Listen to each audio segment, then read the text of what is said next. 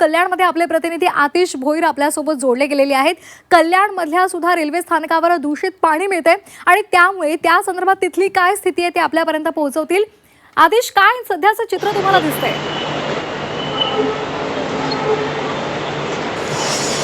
नक्कीच कॅगचा जो अहवाल आलेला आहे 512 जे भारतातले रेल्वे स्थानक आहे त्याची तपासणी केली होती। त्यापैकी 412 रेल्वे स्थानकामध्ये पाणी जे आहे ते दूषित असल्याचं जे अहवाल जे आहे ते संसदेमध्ये जे आहे ते कॅगने जे आहे ते सादर केलेलं आहे।